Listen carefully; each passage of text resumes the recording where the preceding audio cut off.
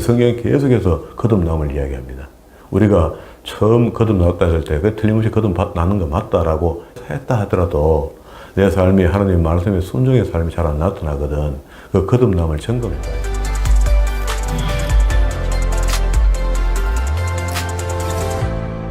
오늘도 하나님께서 저와 여러분에게 주시는 말씀은 마태복음 1장 18절 이하의 말씀을 통하여 그리스도의 탄생을 보라 하신다는 말씀의 제목으로 하나님의 말씀이 전거될 때에 하나님의 목적, 하나님의 계획, 하나님의 뜻이 잘 들려져서 그 말씀대로 살 때 주시는 참복을 마음껏 누리시는 저와 여러분 되기를 주의 이름으로 축원합니다. 지난 시간에 우리는 이렇게 마태복음을 시작하면서 말라기, 이게 구약 끝자락에서 신약 처음 시작하는 책 중간에 역사적으로 어떤 일이 생겨났는가, 그래서 성경적으로는 어떻게 정리를 하게 되는가, 그 예언의 말씀이 다니엘에게 하나님께서 중건동 역사 전체를 보여주셨고요.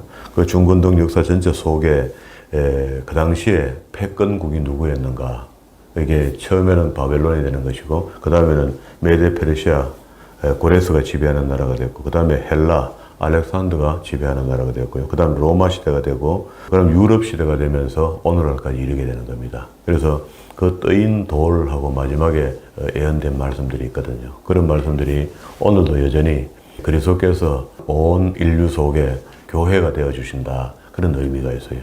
그렇게 되려면은 우리와 함께 해야 되는데, 오늘 여기 있는 말씀 속에 임마누엘이라는 단어가 있죠. 그리스도가 탄생하시는 과정을 설명하시다가 그게 말씀의 성취다 이렇게 하면서 23절에 보라 처녀가 잉태하여 아들을 낳을 것이요 그 이름은 임마누엘이라 하라. 임마누엘 하는 이 뜻이 번역한 적 뒤에 보니까 하나님이 우리와 함께 계시다 이렇게 했습니다. 근데 우리와도 되겠지만 나와 함께 하신다, 그런 의미가 돼요. 그래서 그가 우리에게 성령으로 잉태되신 거, 이것을 믿으라 해서 믿으면 되겠죠. 지금하고 과학적으로 분석해서 절대 될 수 없는 일이다 이렇게 하면 할 수 없고 못 믿는 겁니다. 우리는 성경의 기록대로 하나님의 성령으로 마리아에게 한 번도 남자를 가까이 한 적이 없는 여자인데 그 여자에게 임하였다. 그 임하연 겁니다. 그걸 우리가 지금 과학적으로 이해가 안 되는데 도저히 못 믿겠습니다 하면 그건 못 믿는 거예요. 이게 믿어지는 겁니다. 이게 믿어지는 게 임마누엘 하시는 주의 진리의 말씀을 우리가 이해할 수 있도록 성령께서 우리를 도우신다는 거예요. 그래서 그게 임마누엘입니다. 임마누엘이 그가 우리와 함께 하신다는 거거든요. 그렇게 함께 하지 않는 사람은 아무리 가르쳐도 이해하지 못합니다. 그게 신비입니다. 신비. 여기 이야기하죠. 예수 그리스도의 나심은 이러하니라. 그 모친 마리아가 요셉과 정혼하고 동거하기 전에 성령으로 잉태된 것이 나타났으니, 성령으로 잉태됐다 이렇게 하니까 여도 구슬을 달아갖고 과학적으로 그럼 맞지 않다, 맞다, 안 맞다 온갖 이야기를 하거든요. 그냥 입 다물어야 됩니다. 안 그러면 믿지 말든지 믿든지 둘 중에 하나 하라. 이게 만약에 안 믿어지면은요, 예수 그리스도 좀 더 헛일이거든요. 인간을, 진짜 인간인데 인간을 믿을 수 없잖아요. 이렇게 하면서 이 이야기는 예수 그리스도의 탄생에 대한 이야기를 하고 있는 거지, 이게 요지는 요거죠. 요 말씀이 성취된 겁니다. 가라사대 보라 처녀가 잉태하여 23절에 아들을 낳을 것이요 그 이름을 임마누엘이라 할 것이다 이렇게 했습니다. 아들을 낳는데 이 아들이 누구냐? 21절에 아들을 낳으리니 이름을 예수라 하고요, 이는 그가 자기 백성을 자기 죄에서 구원할 자이심이라. 그렇게 택한 백성들을 구원하여 주신다는 이야기입니다. 구원하여 주시는데 어떻게 구원하느냐 하는 것이 복음이 되는 거죠. 기쁜 소식이 되는 거죠. 그리스도께서 오셔서 우리에게 증거해 주셨다. 그리고 이제 이 말씀이 어디 말씀을 인용했나 하면은 이사야 7장으로 안 가버려요. 7장 1절부터 쭉 내려가서요, 8장 10절까지 있는 이야기가 이 임마누엘에 대한 이야기를 하고 있는데, 이사야 선지자는 예수 그리스도의 오심에 대한 예언을 많이 했어요. 12단락에 대해서 전기 이사야, 후기 이사야 거쳐서 예수님 오심에 대한 이야기를 하고 있거든요. 그 중에 7장 1절부터 메시아를 잉태한다, 잉태에 대한 예언을 하시면서 임마누엘이라는 이야기가 뒤에 나와요. 이거는 이제 물론 그 당시에 역사적 배경이 있습니다. 7장 1절에 보면은요, 우시아의 손자 요담의 아들인 유다 왕 아하스 때에 아람 왕 르신과 르말리아의 아들 이스라엘의 왕 베가가, 자, 그러면은 이때 무슨 그 역사적 배경이 있었냐면요. 아하스가 남왕국의 12번째 왕일 때에 북왕국 베가 18번째 왕과 이런 거 18번째 왕이다 이렇게 하면 19번째 왕 때 나라가 완전 망하거든요. 이런 걸 기억해야 되죠. 그런데 그때에 망할 짓을 하는데 아람 왕 르신과 연합합니다. 연합해서 형제의 나라를 치러 올라오는 거라. 이거 말도 안 되는 거죠. 이렇게 하면 망한단 말이야. 우리가 만약에 미국하고 손잡고 북한을 치는 거라. 치면 안 되죠. 자유를 이야기하는 나라가 그걸 나라를 탐닉해서 빼들면 안 되죠. 전쟁하러 오니까 우리가 방어하면서 전쟁이 된 거지. 우리가 먼저 치러 올라간 건 아니잖아요. 공산당은 그렇지 않습니다. 러시아 손을 잡고 한국을 쳤죠. 그런 차이입니다. 여기 이제 이렇게 하니까 하나님께서 이게 용납이 안 되는 거죠. 자, 이런 일이 있었을 때에 이 이야기를 비교해서 하면서 하나님께서 아하스 왕을 위로하는 내용입니다. 위로하는 중에 곧 있으면은 10절에 보세요. 여호와께서 아하스에게 일러 가라사대 너는 내 하나님 여호와께 한 징조를 구하되 깊은 데서든지 높은 데서든지 구하라. 지하실에 내려가 기도하든지 산 높은 곳에 가서 기도하든지 뭐 이런 말입니다. 이제 아하스가 가로되 나는 구하지 아니하겠나이다. 나는 여호와를 시험치 아니하겠나이다 한지라. 이제 여기까지 이야기가 앞에서 1장부터 쭉 내려오면서 아람 나라 왕하고 북왕국 왕하고 연합해서 남왕국을 치러 올라올 때에 걱정할 거 없다. 그들의 도모가 이루지 못한다 하고 하나님께서 위로의 말씀을 주시면서 이제 아하스 왕이 믿는데 좀 불안해해. 그러면은 내가 그 징조를 보여줄게. 네가 징조를 한번 구해봐라. 이제껏 기적의 징조를 내한테 이야기하면 그대로 내가 해줄게. 그럼 믿겠나? 이런 말이거든요. 그래 했더니 그때 되었으니까 이 믿음 없는 왕이 하나님 한다는 말이 내가 어떻게 하나님을 시험합니까? 하면서 안 해요. 근데 이건 잘못된 겁니다. 하나님이 하라는 게 하면 돼요. 제가 감히 이렇게 하는 거는 겸손이 아니고 교만이 되는 겁니다. 하라면 하면 됩니다. 하나님과 우리 관계 그런 거거든요. 그렇게 하면서 이사야가 가로되 13절 다윗의 집이여 청컨 내 터를 지어다. 다윗의 집이여 이렇게 하면 남왕국을 총칭해서 이야기합니다. 다윗은 죽고 없거든요, 지금요. 너희가 사람을 괴롭게 하고 그것을 작은 일로 여겨서 나의 하나님을 괴로우시게 하려느냐. 이렇게 징조를 구하라 하면 구하면 되죠. 하나님 뜻이 그렇다, 그런데. 그런데 그걸 갖다가, 아닙니다. 내 같은 게 어떻게 하나님께, 그 징조를 구합니까? 이렇게 이야기한다는 게 이런 말을 듣는단 말이에요. 예, 어떻게 하나님을 괴롭게 하느냐. 자, 그러므로 14절 주께서 친히 징조를 너희에게 주실 것이라. 처녀가 잉태하여 아들을 낳을 것이요 그 이름을 임마누엘이라 하리라. 그가 악을 버리며 선을 택할 줄을 알 때에 미쳐 버터와 꿀을 먹을 것이라. 대저 이 아이가 악을 버리며 선을 택할 줄 알기 전에 그러면 아이가 자라나서 갓난아기 때는 모르다가 3살, 4살 넘어서면서 악을 알고 선을 알게 되죠. 때리면은 도망갈 줄도 알고 안 맞으려 하고 뭐 이런 것도 하잖아요. 악하고 선한 것을 구별할 수 있는 정도 인지가 생길 때 그러면 한 서너 살 된다고 봅시다. 그럼 3, 4년 안에 이 일이 이루어진다 이런 말입니다. 그걸 징조로 지금 하나님께서 보여주시는 거거든요. 대저 아이가 악을 버리며 선을 택한 줄 알기 전에 너의 미워하는 두 왕 누굽니까? 아람 왕하고 베가하고 땅이 패한 바 되리라. 요게 임마누엘이라는 징조입니다. 그러니까 이거 하면 했어요. 이렇게 하면 믿으면 되잖아요. 이게 믿음 없는 왕이 못 믿는 거라. 그래서 이사야 선지자가 또 한 번 더 이야기해줘요. 이사야 선지자가 하는 거 아니죠. 하나님께 또 한 번 더 해주라 했겠죠. 그렇게 한 번 더 해주는 게 8장 5절에 보세요. 여호와께서 다시 내게 일러 가라사대 이 백성이 천천히 흐르는 실로암 물을 버리고 르신과 르말리아의 아들을 기뻐하였나니 그러므로 주 내가 흉흉하고 창이란 큰 하수 곧 아수르 왕과 그 모든 위력으로 그들 위에 덮을 것이라. 그 모든 곳에 차고 모든 언덕에 넘쳐. 그렇게 점령군이 와서 그 땅에 다 점령하겠다. 이런 표현을 이렇게 했습니다. 홀로 유다에 들어와 창이라고 목에까지 미치리니 임마누엘이여 그의 펴는 날개가 내 땅에 편만하리라 하셨느니라. 그러니까 임마누엘 하는 말이 우리와 함께 하신다 이런 말이잖아요. 그러면 이제 너희 민족들아 헌화하라 필경 회망하리라. 너희 먼 나라 백성들아 들을지어다. 너희 허리를 동일지어다. 필경 망하리라. 너희 허리띠를 띠라. 필경 망하리라. 너희는 함께 도모하라. 필경 이루지 못하리라. 말을 내어라. 시행되지 못하리라. 이는 하나님이 우리와 함께 하심이라. 하나님이 함께 하시기 때문에 어떤 침략도 다 이길 수 있다는 것을 두 번째 또 이야기해 줬어요. 그래도 세 번, 네 번 해줘도 믿을 사람만 믿습니다. 역사적으로 보면 그래요. 우리도 지금 그렇습니다. 우리 전부 다 교회 앉아가 성도인 양, 앉아가 믿음 있는 양 이렇게 다 듣고 있지만 어떤 사람은 전혀 못 들어요. 안 믿어. 그건 목사도 똑같습니다. 하나님의 필요는 다 똑같습니다. 이게 하나님이 택하였고, 이제 그 믿게 되는 거, 이제 이 임마누엘이 하나님 우리와 함께 하시게 되는 과정을 설명했잖아요. 예수라 이름하는 자가 태어날 것이고, 그가 우리와 함께 하신다.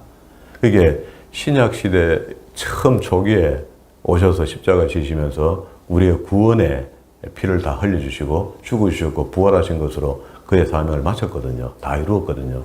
이루었는데, 그 이후부터 우리에게 함께 하신다 하는 약속이 요한복음 14장과 16장에 있잖아요. 미리 가르쳐 줬거든요. 요한복음에 한번 가봅시다. 요한복음 14장. 이 요한복음이 기록되는 것은요, 앞에 복음서 3개가 마태, 마가, 누가복음이 이미 기록되고 난 뒤에 세월이 상당히 흘렀을 때에 공생의 기록은 앞에 3권만 해도 충분하거든요. 그가 오셔서 우리에게 유한겔리종, 복음을 전해준 것 충분히 이해가 되거든요. 3권만 하면. 그런데 추가로 요한이 세월이 많이 흐르고 난 뒤에 AD 한 90년쯤 됐을 때, 그의 나이가, 요한의 나이가 100세 가까워졌을 때, 그때쯤에 앞에 복음서를 다 읽어보니까 진짜 해야 될 말이 있는데 이게 빠졌구나 하는 것을 느낀 겁니다. 요한만 느낀 거야. 그 제자들은 그때 다 죽어버리고 없고요. 마지막까지 요한이 살았거든요. 늦게까지. 요한은 순교도 안 했습니다. 그게 수대로 다 살다가 가는데, 그래서 요한 계시록까지 기록하고 마지막 생을 다 한 거죠. 그때 이제 요한이 요한복음을 기록하게 되는데, 요한복음의 성격이 그런 겁니다.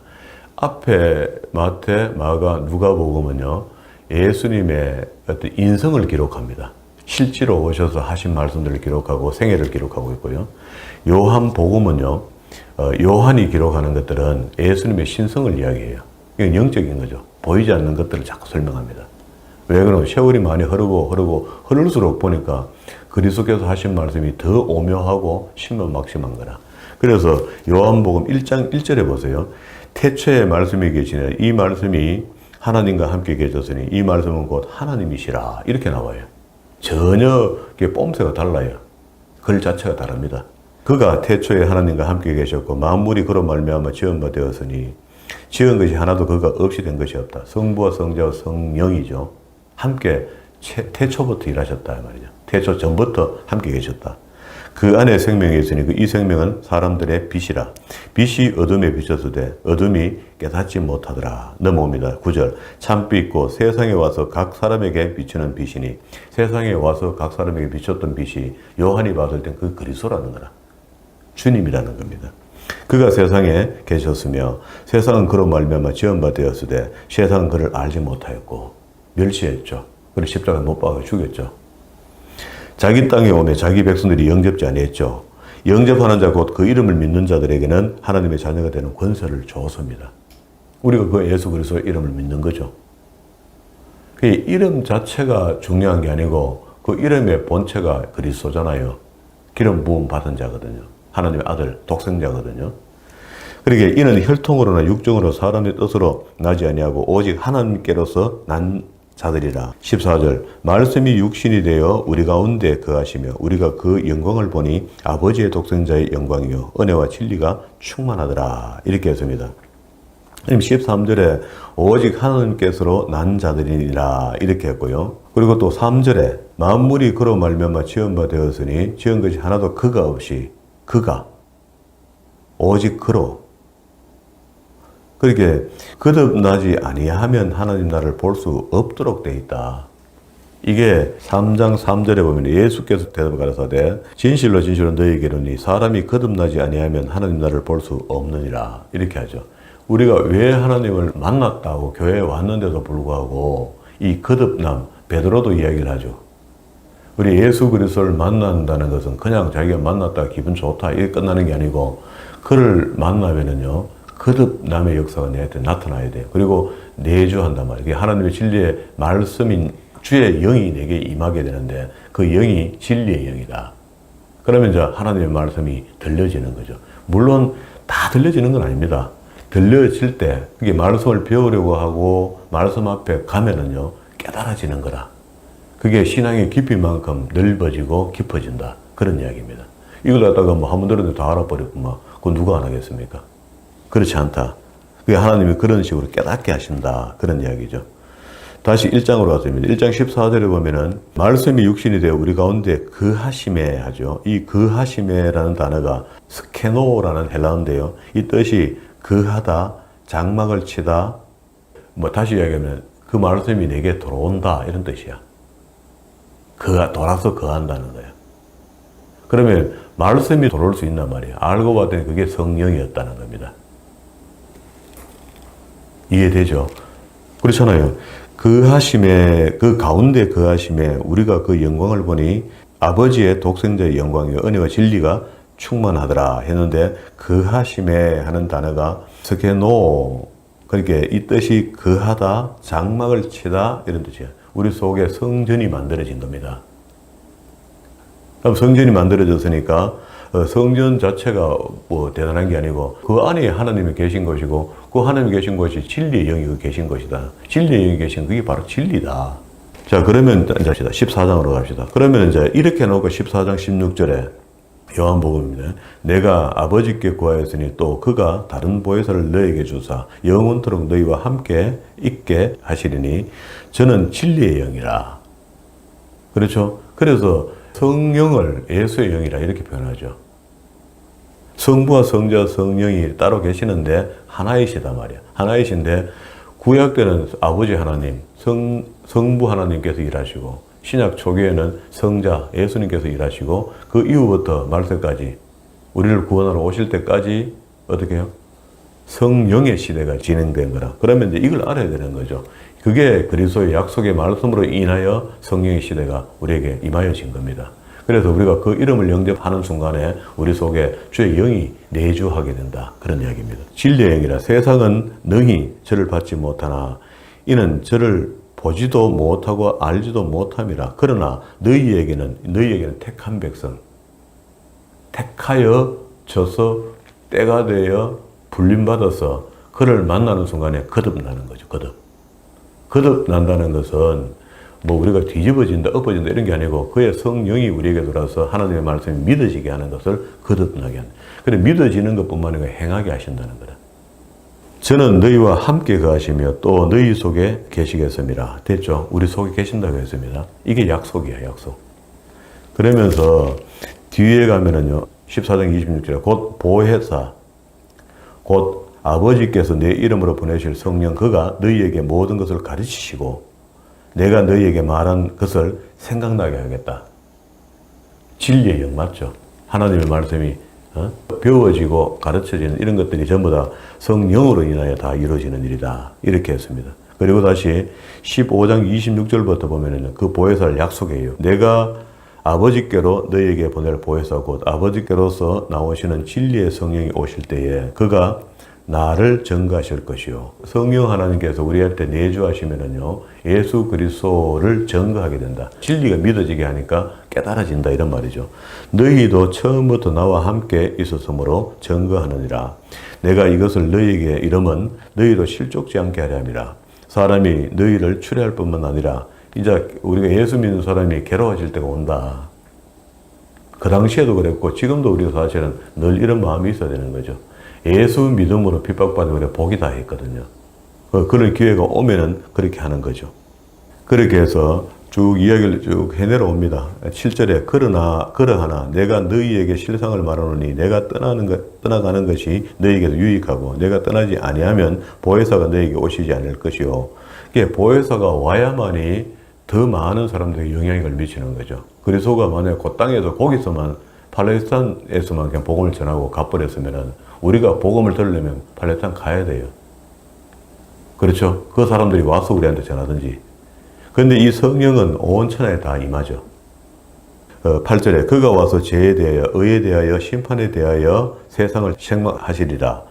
죄에 대하여라 하면 거기 앞에 8절에 있는 말씀이 해석이 죄, 의, 11절에 심판 다 이렇게 설명을 해줬어요. 심판은 무엇이며 의는 무엇이며 죄는 뭐라며.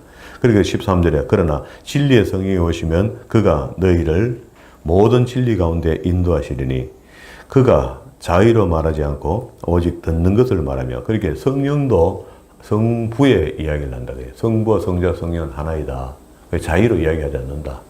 장래일을 너희에게 알게 하신다. 미래일도 알게 하신다. 그가 내 영광을 내리니 내 것을 가지고 하나님의 것을 가지고 성령께서 일하신다. 그런 이야기입니다. 그러면 하나님이 인격이시니까 성령님도 당연히 인격이시죠. 예수님은 직접 성령신에게 오셔서 우리에게 인격을 보여주셨으니까 더 이상 그만큼 온유한 분이 없고 겸손한 분이 없는 거죠. 죽음으로 보여줬으니까. 그럼 다 된 거죠. 우리가 하면 신뢰할 만하잖아요. 직접 그리스도께서 오셔서 성육신하여 인간의 몸으로 오셔서 그 죄를 감당하고 안 죽어도 되는데 죽는 것을 보여주고 실제로 우리한테 다 그걸 보여주는 것이 하나님 명령에 마스터 플레인 계획에 순종하는 것을 보여줬잖아요. 그래 보여줬으니까 우리도 그리스도를 영접하고 하나님을 믿는다는 것은, 하나님을 안다는 것은 그의 말씀에 순종하는 것을 나타내야 된다는 거라. 그러니까 이제 좀 쉬워지는 거죠. 그러면 주의 영이 우리에게 임하시면은 이제 하나님의 말씀이 들려지고 진리가 깨달아지는데 그 진리대로 살 수 있는 것은 내가 살 수 없습니다. 그래서 로마서 8장 4절에 성령이 우리에게 임하신 것은, 성령의 법이 임하신 것은 율법을 행하게 하려고 한다. 이렇게 이야기하죠. 그게 하나님의 말씀이, 우리는 율법이기도 하지만 복음이죠. 복음. 신약에서 왜 율법이라고 이야기했어요? 신약에서는 그 율법이 아니고 복음이 돼야 되는 거죠. 그리스도께서 오셔서 율법을 재해석했으니까. 그게 복음인데도 불구하고 원재료가 율법이단 말이에요. 율법. 계명이거든요. 우린 그걸 정리를 했죠. 신해산 계시의 언약이 모세가 다시 재해석해서 신명기도 재해석했지만 이 두 가지, 신해산에서 받았던 계명과 모세가 그걸 다시 40년 후에 재설명한 계명과 똑같은 계명입니다. 그걸 다시 그리스도께서 산상수훈을 통하여 다시 재해석하신 겁니다.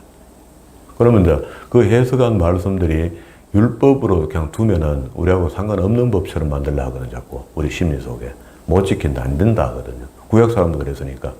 신약에 살고 있는 우리에게 그리스도께서 오셔서 율법을 복음으로 재해석해 줬으니까 우리는 이제 영적으로 그걸 받아들이는 거죠. 그래서 성령님을 모시고 살고 성령을 의지하는 사람이라면 율법의 준행자가 될 수 있다는 겁니다. 율법을 준행해서 구원받는 건 아니지만 반대로 이야기하면 성령이 내게 임하시는 거듭남이 있으면 우리는 분명히 구원받은 거거든요. 구원받았다면 그 성화의 과정 속에 하나님 말씀에 순종하도록 되어 있다. 하나님 말씀에 순종하게 하시는 이가 성령이 하신다. 그게 성령의 법으로 가능한 겁니다. 그러면은 우리가 지금 이해가 뭔가 잘못되어 있다는 것이 정리가 되잖아요. 율법은 다 끝났으니까 신약의 복음만 갖고 살아야 된다 하는데 그게 잘못된 겁니다. 그래서 오직 예수 그리스도를 믿음으로 구원받았다면 우리한테 틀림없이 성화가 동시다발적으로 일어나도록 되어 있습니다. 거듭났다면 성령의 인도하심이 있다는 겁니다. 성령의 인도하심이 있다는 것은 하나님의 진리의 말씀을 바르게 배울 수 있다는 거예요. 그 말씀을 이렇게 이제 이해하는 거죠. 이렇게 된 것이 임마누엘입니다. 임마누엘. 그렇죠? 본문으로 다시 돌아왔습니다. 그러면 이제 예수의 나심이 그냥 혼자 떨커덕 나신 거냐? 구약에서 성경 전체는요, 그리스도의 오심을 설명한다 그랬잖아요. 그러면 이제 예수님의 탄생 증거를, 오신 거는 우리 100% 믿습니다. 안 보나 마나 우리는 믿습니다. 확실히 지금도 믿습니다. 이렇게 하지만 하나님의 말씀을 통해 증거를 가지는 게 좋아요. 지금도 우리가 예수님의 탄생하신 날을 12월 25일로 이렇게 지키고 있잖아요. 그거는 신부가 선교 갔다가 그 지역에 태양신을 섬기는 날이 12월 25일이야. 우상숭배하는 날이야. 태양신을 섬기는 날이. 그래서 그 태양신을 섬기는 날에 문화점령을 한 거라. 이 선교사가 가서 그 민족들에게 그날을 예수 그리스도의 탄신일로 덮어놓은 거야. 그 선한지 안 선한지 모르겠어. 그날 12월 25일 했는데 그러면서 예수님 탄생의 일이 12월 25일인가 이런 말입니다. 그렇게 한번 보자고요. 맞는지 안 맞는지. 이게 누가복음에 보면 잘 나와요. 누가복음에 보면은요. 1장 5절부터 봅니다. 유다 왕 헤롯 때에 아비야 반열에 제사장 하나가 있으니 이름은 사가랴라. 그 아내는 아론의 자손이니 이름은 엘리사벳이라. 이건 아이들 출신이 정확하죠. 이게 족보입니다. 지금 세례 요한의 탄생을 이야기하는데 그 아버지가 누구며 그 위에 윗대로 올라가면 누구냐 이랬을 때 아론의 후손이다 말이에요. 집안이 그렇단 말이에요. 우리가 이제 이익재 선생의 뭐 몇 대 손이다. 저는 뭐 그렇거든요. 이야기할 때 그렇게 한다고. 족보를 이야기하면요. 가문을 이야기할 때. 맨 그런 이야기입니다. 그렇게 이야기하면서 세례 요한의 아버지가 뭘 하고 있었나 하면요. 아비야 반열로서 제사장이 하나가 있었으니 그 이름은 사가랴인데 이분이 성전을 건수하고 있었는데 다윗이 역대기에 보면은 그렇게 이야기해요. 성전을 지킬 수 있는 사람들의 상반제, 하반제 업무를 분립시킵니다. 그게 제사장들을 막무가내 와서 다 성전의 일을 하라 이렇게 하는 게 아니고 순서를 정해줘요. 그게 상반, 하반. 그게 한 달을 15일을 잘라서 앞에 15일을 일하는 것을 상반, 15일 뒤에 16부터 30일까지 일하는 사람을 하반, 이렇게 해서 상반, 하반, 상반, 하반, 이렇게 해서 1월달, 2월달, 3월달, 4월달, 이렇게 한 달에 2번씩 되잖아요. 그러니까 한 달에 2번 상반, 하반이 이렇게 돌아가는 거라. 돌아가는데, 여기 지금 이야기하는 거는 반열에 가는 거예요. 반열이 그 반열을 이야기하는 겁니다. 일하는 반열. 제사장 하나가 있었으니 이름은 사가랴라. 아내는 아론의 자손이니 그 이름은 엘리사벳이라. 이 두 사람이 하나님 앞에 의인이니 주의 모든 계명과 규례대로 흠이 없이 행하였더라. 엘리사벳이 수태를 못함으로 저희가 부자하고 두 사람이 나이가 많더라. 이것도 하나님의 계획이죠. 자식이 없게 한 거예요. 마침 사가랴가 그 반열의 차례대로 제사장의 직무를 하나님 앞에 행할세 제사장의 전례를 따라 제비를 뽑아 주의 성소에 들어가고 분향하고 모든 백성은 분향하는 시간에 밖에서 기도하였더니 주의 사대가 나타나서 향단의 우편에 선지라. 놀라며 무서워하니 천사가 일러 가로되 사가랴야 무서워 말라. 너의 간구함이 들린지라. 내 아내 엘리사벳이 내게 아들을 낳아 주리니 그 이름을 요한이라 해라. 예수님 탄생과 비슷하죠. 천사가 이걸 이야기해 주니까. 그러니까 예수님의 첩경을 여시는 분이 세례 요한이니까 세례 요한이 예수님의 탄생보다 6개월 빨라요. 그래서 이 이야기 나오는 겁니다. 이는 저가 주 앞에서 큰 자가 되었으며 포도주나 소주를 마시지 아니하며 모태로부터 성령의 충만함. 요거는 요 이야기하면 이제 이게 사사입니다. 사무엘이 이렇게 만들어졌거든요. 그러면 요 증거가 되잖아요. 하나님께로 많이 돌아오게 하셨습니다. 제가 또 엘리야의 심령과 능력으로 주 앞에 앞서가서 아비의 마음을 자식에게 거스린 자를 의인의 설기에 돌아오게 하고 주를 위하여 세운 백성을 예비하겠다. 그런데 이 일이 있고 난 뒤에 어벙벙했는 거라.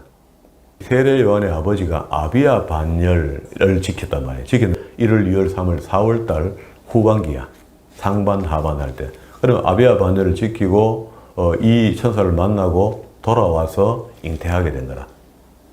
그게 엘리사벳이 잉태했거든요. 잉태했는데 26절에 보면은요. 6째 달에 천사가 하나님의 보내심을 받아 갈릴리 나사렛 동네에 가서 이런 말이죠. 그러면은 세례 요한의 아내가 임신하고 난 뒤에 아비야 반열이 끝나고 나니까 5월이 접어들었죠. 5월부터 이제 임신한 거야. 임신해서 10개월 지나고 난 뒤에 이야기인데 여긴 다시 보니까 6째 달에 이렇게 했어요. 그러면 이제 아비야 반열 이후에 6째 달 이후에 10개월 뒤에 뭐 이렇게 연결돼가 계산을 해보니까 예수님 탄생한 지 한 8월쯤 되는 것 같아요. 그럼 12월 25일이 아니거든. 12월 25일은 문화선교를 하기 위해서 태양절을 그리스도의 날로 바꾼 거. 그게 이제 뭐 잘한 거죠. 그렇게 해서라도 하나님을 알게 하니까 되는 건데 우리가 직접 알고 있는 성탄절은 아니다 말이야. 그럼 또 이제 앞으로 다가오는 성탄절이 좀 시시해집니다. 12월 25일이 참 내용을 알고 나니까 좀 답답한 거라 달이 전혀 다르다는 생각을 하게 되니까. 그러니까 요 일로 인해서 엘리사벳이 잉태하고 난 뒤에 6달 후에 그리스도께서 잉태되는 거죠. 보라, 처녀가 잉태하여 아들을 낳으리니 그 이름을 임마누엘이라 하겠다. 그 임마누엘이라는 말이 우리와 함께 하신다 하나님께서 그런데 그걸 어떻게 함께 하느냐. 우리 이해를 못 하겠는데 그때 사람은 더 이해 못 하죠. 그런데 지금은 우리가 이해하잖아요. 그때 당시에 제자들도 이게 뭐 헷갈린 거야. 한참 뒤에 요한이 생각해 보니까 아하, 그리스도께서 우리에게 이거 이야기하셨는데 하고 적어 놓은 겁니다. 그러면 이제 제자들은 실질적으로 깨달아 그걸 설명할 수는 없었지만은 자기는 그 성령이 사도행전 2장에서 성령이 임하시고 성령의 이끄신 대로 일을 했잖아요. 했는데 이것을 그리스도께서 이야기했다고 앞에 세 권의 책에는 이야기 없다고. 없는데 요한복음에만 이걸 이야기하는 거라. 그 뒤에 이걸 알게 된 거죠. 아하, 임마누엘 하나님 가는 그 이야기가 결국 보혜사 성령을 이야기했구나 하는 걸 깨닫게 된 겁니다. 오늘 우리가 하나님이 함께 하신다는 것은 보혜사 성령이 나와 함께 하신다. 그래서 그 보혜사 성령의 역할은 진리의 영이다. 그 진리의 영이라는 것은 하나님 진리의 말씀을 우리가 볼 때에 깨달아지게 하는 영이다. 그러니까 깨달아지게 할 뿐만 아니고 그에게 순종하면 지키기까지도 하는데 그런데 그는 인격이라는 겁니다. 우리를 의해서 억지로 믿게 하고 억지로 막 하게 하고 이렇게 안 하신다는 그건 악령입니다. 그렇게 하는 건 악령이야. 그래서 우리가 교회에서 알게 모르게 경험한 것들이 있잖아요. 은사라 하면서 경험한 것들 중에 그게 부끄럽게 하고 이상하게 은사 행함을 하는 이런 것들은 전부 다 악령입니다. 하나님의 영은 절대 그렇게 안 해요. 집사님, 제가 예언의 은사가 있다 해서 집사님이 옛날에 아주 잘못된 치부 있잖아요. 치부를 막 들먹거리면서 집사가 말이야 그따위로 하다가 그래갖고 그렇게 지금 이 꼴이 이 모양 아이가? 이렇게 이야기하면 그건 누굽니까? 악령입니다. 악령. 내 속에 있는. 하나님의 성령은 절대 그런 예언을 하지 못하게 해요. 집사님이 인격을 말살하는 그런 은사를 안 행하게 합니다. 그냥 기본적으로 이걸 이해해야 돼요. 아니다. 다르다. 이렇게 해야 돼요. 하나님의 영은 절대 그렇지 않습니다. 온유합니다. 겸손합니다. 그리스도를 봤잖아요. 그리고 성령께서 성령의 성품은 그냥 들어오시는데 우리가 주장하는 사랑하기 때문에 놔두는 겁니다. 다음에 기회가 있으니까. 그런 분이 성령이야. 그래서 성령을 우리가 완전 뭐 도깨비 방망이처럼 써먹죠. 성령님 내게 오십시오. 가십시오. 가고 말이야. 명령하고 말이야. 처음 잘못된 겁니다. 성경을 잘못 배워그래요. 안 가르친 거죠. 교회가. 목사가 잘못된 겁니다. 그러면 이제 성령이 임하신까지도 이제 우리가 충분히 성경을 통해서 이제 이해가 된다 그죠. 성령이 하시는 일이 앞으로 우리가 성경을 읽을 때마다 부분 다 알게 하신다 그런 이야기입니다. 그러면 이제 번역한 적 하나님 우리와 함께 계시니까 그 함께 계시는 영이 성령이라는 것도 알게 되었습니다. 24절에 요셉이 잠을 깨어 일어나 주의 사자의 분부대로 행하여 그 안에 데려왔으나 아들을 낳기까지 동심하지 않았으며 이름을 예수라 하니라. 그때에 헤롯 왕 때에 예수께서 유다의 베들레헴에서 나심에 동방으로부터 박사들이 예루살렘에 이르러 말하되. 자, 여기 이제 동방 박사들이 예수님의 탄생을 축하하려고 왔는데 이분들이 전승에 의하면은요, 다니엘의 제자들이라는 거라. 바벨론 사람들이라는 거라. 그럴 가능성이 많아요. 다니엘이 바벨론에 있으면서 굉장히 존경받는 사람이 요셉처럼 그랬잖아요. 그렇게 하면서 많은 제자들을 만들었을 거다 말이죠. 그래서 고레스가 왔을 때도 다니엘이 두 번째 치리라로 나가서 영접했거든요. 그리고 그때도 역시 벼슬을 하게 되고. 위치가 굉장히 높은 분인데, 그러면 제자들도 만들어졌고, 미래에 대한 이야기를 성경을 연구해서 가르쳐 줬을 것이고, 가르쳐 줬다면은 이때 영접하러 이분들이 갑자기 왜 왔겠어요? 모량과 유황을 가지고 온 거죠. 11절에. 집에 들어가 그 아이와 그 모친 마리아에 함께 있는 것을 보고 엎드려 아기에게 경배하고 보배 합을 열어 황금과 유황과 모략의 애물을 드리니라. 꿈에 헤롯에게로 돌아가지 말라 지시함을 받아 다른 길로 고국에 돌아갔더라. 자, 이게 이제 마무리입니다. 그러면 이제 이분들이 옛날에 다니엘 같은 어떤 학식이 있는 분들이 성경을 많이 아는 분이 미래에 대한 예언, 곧 우리가 구세주 임마누엘의 하나님이 오실 것이다 하는 것을 이야기를 해줬고, 그 때가 어느 때까지 예지해 준 것 같아. 그래서 동방의 별을 뜨는 걸 보고 구세주가 오신 것이다 하고 알고 여기 와서 축하 지금 해준 거죠. 근데 여기 온다는 게 1절에 보면은 헤롯 왕 때에 예수께서 유대 베들레헴에서 나심에 이렇게 할 때 이게 이제 구약 말씀의 성신인데요. 구약에서는 예수 그리스도 이야기를 하시면서 어디로 오신다는 이야기는 한 군데밖에 안 해요. 미가서 5장 2절에 베들레헴 에브라다야 유다 족속 중에 작을지라도 이스라엘의 다스릴 자가 내게서 내게로 나올 것이라. 이는 근본은 상고의 태촌이라. 그러므로 임신한 여인이 해산하기까지 그들을 붙여두시겠고 그 후에는 그 형제의 남은 자가 이스라엘의 자손에게로 돌아오리니. 그때부터 이제 복음이 전해지고 복음으로 인해서 이방 나라 사람까지 다 전해지는데 이게 어디 이야기입니까? 밑에 이야기가 그 형제 남은 자가 이스라엘 자손에게로 돌아오리니 이렇게 하는데, 그렇다고 본다면 이게 출애굽기 19장 5절과 6절의 말씀의 명령이 시행되지 않고 있다가 결국은 신약시대 가서 그리스도의 복음을 통하여 만민들에게 복음이 전해지고 베드로가 이야기한 대로 제사장의 나라가 되어서 새로 믿는 사람들이 제사장의 나라가 되어서 이방 민족들에게 전도한다, 선교한다 이런 말이죠. 그가 근본의 상고의 태초라 이렇게 할 때 요거는 그리스도를 지칭하는 단어들이거든요. 그럼 어디로 온다?